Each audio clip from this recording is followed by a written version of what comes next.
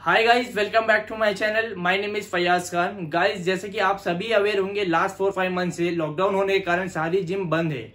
बहुत सारे लोग अपनी वर्कआउट मिस कर चुके हैं। इसी तरह से मैंने भी अपनी सारी वर्कआउट मिस कर दी है। आफ्टर 4 मंथ्स में अभी दोबारा से अपनी वर्कआउट स्टार्ट कर रहा हूँ। तो अभी कोई जिम तो ओपन नहीं है और आने वाली सिचुएशन को देख के अभी जिम ओपन होने के चांसेस कम है। तो इसी वजह से मैंने अपने घर पे कुछ इक्विपमेंट का सेटअप कर लिया है so that I can proceed with my workout. अभी जो मेरा बॉडी वेट है वो अराउंड 86 kg है और मेरा body fat percentage around 18 to 20% है। जो भी मैं अपनी ट्रांसफॉर्मेशन में प्रोग्रेस करूंगा आपके साथ जरूर शेयर करूंगा। चलते हैं टॉपिक की ओर।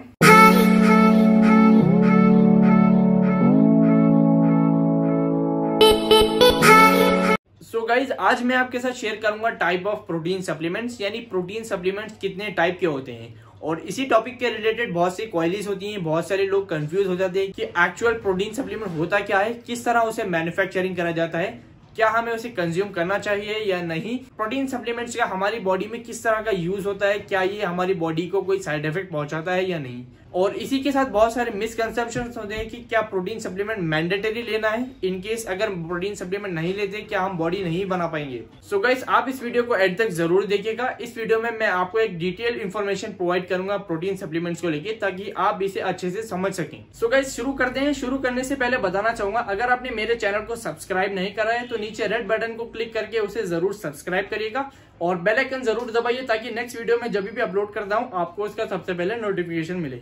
गाइस, जब भी हम प्रोटीन सप्लीमेंट्स की बात करते हैं तो हमें सबसे पहले जानना जरूरी होता है कि प्रोटीन सप्लीमेंट किस तरह से मैन्युफैक्चर करा जाता है और उसका इंग्रेडिएंट क्या होता है। इस चीज की क्लैरिफिकेशन प्रोवाइड करने से पहले मैं आपको बताना चाहूंगा कि 2 टाइप के प्रोटीन सप्लीमेंट होते हैं। एक होता है वे प्रोटीन और दूसरा होता है कैसीन प्रोटीन। और इन 2 प्रोटीन सप्लीमेंट्स के अलावा भी बहुत टाइप के प्रोटीन सप्लीमेंट्स होते हैं, पर मार्केट में उसका ज्यादा यूज नहीं होता है, क्योंकि उनका जो मेन इंग्रेडिएंट होता है वो होता है राइस, इंसेक्ट या बीफ। इसी वजह से इसे ज्यादा यूज नहीं करा जाता है।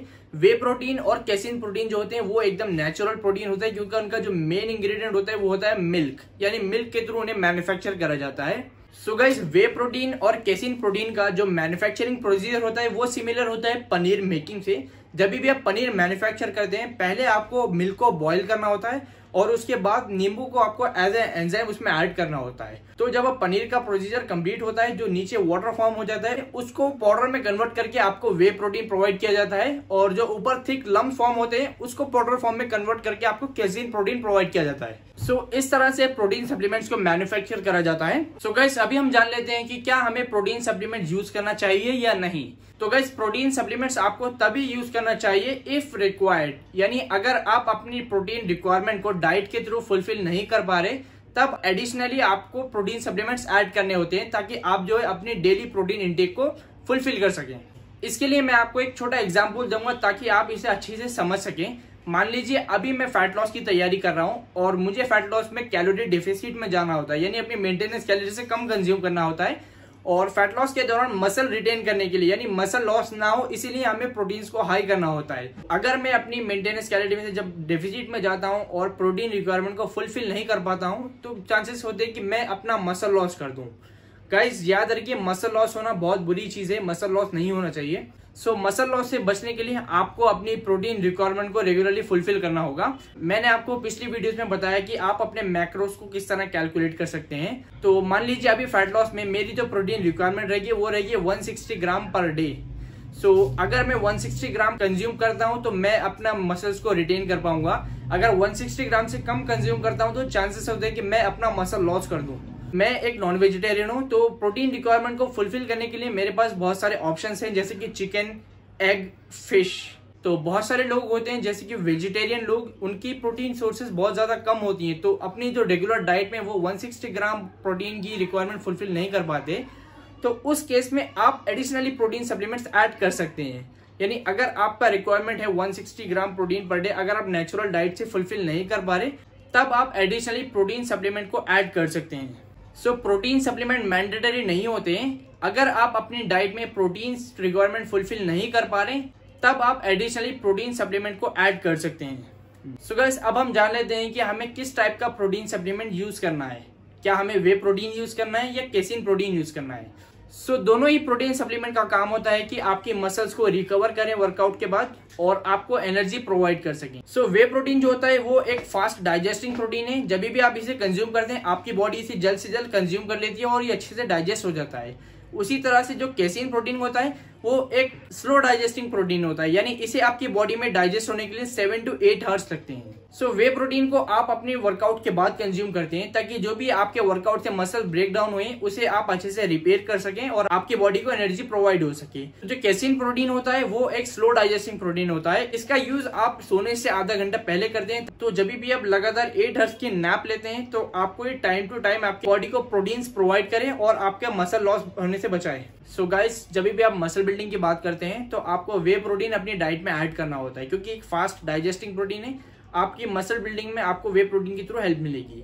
और कैसीन प्रोटीन जो होता है वो उन लोगों के लिए होता है जिनका एक सीरियस फिटनेस गोल है, जो कि एक एडवांस लेवल पे है। उन लोगों के लिए कैसीन प्रोटीन की रिक्वायरमेंट होती है। गाइस, अभी जो नेक्स्ट क्वेरी रहेगी वो रहेगी एज लिमिट, यानी अप्रोक्सीमेटली कितनी एज के बाद हमें वे प्रोटीन कंज्यूम करना चाहिए। गाइस, मैं आपको बताना चाहूंगा वे प्रोटीन एक डाइटरी सप्लीमेंट है, आपको किसी भी मेडिकल स्टोर में मिल जाएगा। प्रोटीन सप्लीमेंट्स लेने की तो कोई फिक्स्ड एज नहीं है कि आपको 18 के बाद लेना है या 19 के बाद लेना है। ये डिपेंड करता है अपनी रिक्वायरमेंट के ऊपर। वैसे ही मेडिकल्स में आपको बहुत सारे प्रोडक्ट्स ऑलरेडी अवेलेबल है, जैसे कि प्रोटीन एक्स, एंड्यूरामास, कॉम्प्लान। अगर आपकी एज 14, 15, 16 है और अपनी रिक्वायरमेंट आप फुलफिल नहीं कर पा रहे तो आप किसी भी मेडिकल से प्रोटीन एक्स, कॉम्प्लान वगैरह भी ऐड कर सकते हैं। अगर आप एडवांस लेवल पे जाते हैं, आपकी प्रोटीन रिक्वायरमेंट हाई हो जाती है, तब आप जो है वे प्रोटीन भी ऐड कर सकते हैं। गाइस, जो लास्ट क्वेरी रहेगी हमारी वो रहेगी साइड इफेक्ट। क्या वे प्रोटीन कंज्यूम करने से हमारी बॉडी में कोई साइड इफेक्ट आता है? गाइस, वे प्रोटीन जो होता है एक डाइटरी सप्लीमेंट है, मेडिकल टीम द्वारा टेस्टेड होता है। अगर आप उसे एक लिमिट में यूज करते हैं तो वहां पे आपको कोई साइड इफेक्ट नहीं मिलेगा। वे प्रोटीन नहीं, अगर आप किसी और चीज को भी एक लिमिट में यूज करते हैं तो आपकी सेफ रहेगी। अगर आप लिमिट को क्रॉस करते हैं तो वो एक मिस यूज हो जाएगा, जहां पे आपको साइड इफेक्ट मिल सकते हैं। वे प्रोटीन की बात करते हैं, अगर आपकी डेली प्रोटीन रिक्वायरमेंट है 160 ग्राम और आप 140 ग्राम ऑफ डाइट से कंज्यूम करते हैं, 25 ग्राम ऑफ प्रोटीन आप अपनी प्रोटीन सप्लीमेंट से ऐड करते हैं, तो ये एक सेफ रहेगा। बट अगर आप 160 ग्राम ऑफ प्रोटीन आप डाइट से लेते हैं और उसमें आप 2 स्कूप ऑफ वे प्रोटीन डालते हैं अराउंड 50 ग्राम, तो वहां जाके आपकी जो प्रोटीन है वो एक्सेस प्रोटीन इंटेक हो जाएगी, तो उसका तो कोई यूज नहीं होगा और चांसेस है कि कहीं ना कहीं आपको साइड इफेक्ट दिखाए। तो अगर आप चिकन भी कंज्यूम करते हैं, अगर लिमिट से ज्यादा चिकन कंज्यूम करते हैं, वहां पे आपको बॉडी में साइड इफेक्ट दिखेंगे, आपको पिंपल्स वगैरह आने के चांसेस है। उसी तरह से किसी भी चीज को अगर आप एक्सेस में मिसयूज करते हैं तो आपको साइड इफेक्ट के चांसेस रहेंगे। फिर भी वे प्रोटीन जो है एक सेफ प्रोटीन है क्योंकि मेडिकल टीम द्वारा टेस्टेड होता है। आई होप इस वीडियो में मैं आपको एक कंप्लीट क्लैरिफिकेशन प्रोवाइड कर सका हूं प्रोटीन सप्लीमेंट्स को लेके।